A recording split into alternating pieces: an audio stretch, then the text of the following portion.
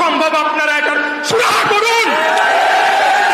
দুর্নীতি দমন কমিশনকে আহ্বান জানাতে চাই, আপনারা এখানে আসুন, এসে এখানে যতদিন এই আসিফ মাহমুদ সজীব ভুইয়া অফিস করেছে, কি কি দুর্নীতি করে গিয়েছে তার সমস্ত কিছু আপনারা তদন্ত করে তার বিরুদ্ধে প্রয়োজনীয় ব্যবস্থা নিন।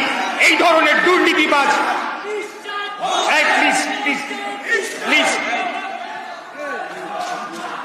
যারা বলছে রক্তের বিনিময়ে, রক্তাক্ত গণ অভ্যুত্থানের বিনিময়ে তারা নেতৃত্ব দিয়েছে এবং তার বিনিময়ে তারা উপদেষ্টার পদ পেয়েছে, এত কম সময়ের মধ্যে কিভাবে তারা এই পরিমাণ দুর্নীতিতে জড়িয়ে গেল এবং সেটার কি পরিণতি হওয়া উচিত, সেটার একটা দৃষ্টান্তমূলক শাস্তি হওয়া উচিত, এটা আমি জোরালো দাবি জানাচ্ছি।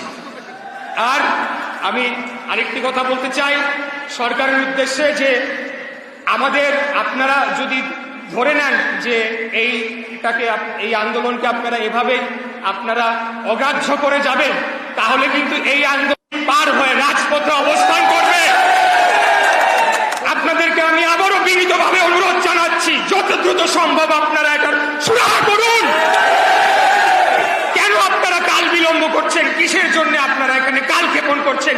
কার প্ররোচনায় এই বর্তমান অন্তর্বর্তীকালীন সরকার এখন পর্যন্ত কোনো কার্যকরী পদক্ষেপ নিচ্ছে না, সেটা আমি বুঝে পাচ্ছি না।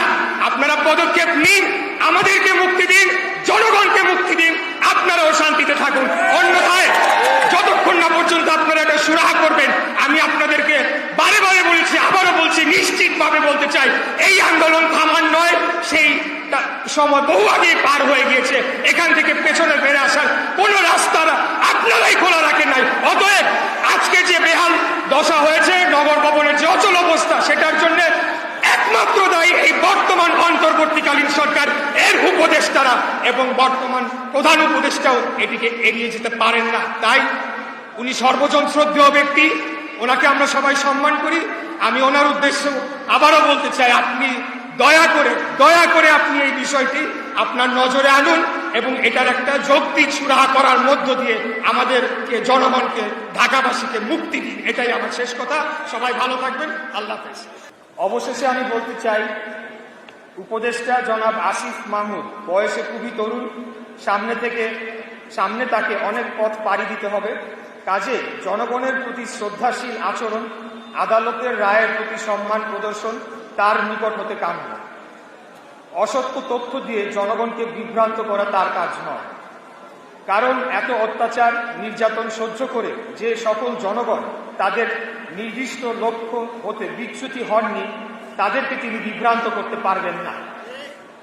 অসত্য এবং বিভ্রান্তিমূলক তথ্য গণমাধ্যমে উপস্থাপনের জন্য স্থানীয় সরকার উপদেষ্টা পদে জনাব সজীব ভুইয়ার বহাল থাকার নৈতিক অধিকার হারিয়েছেন।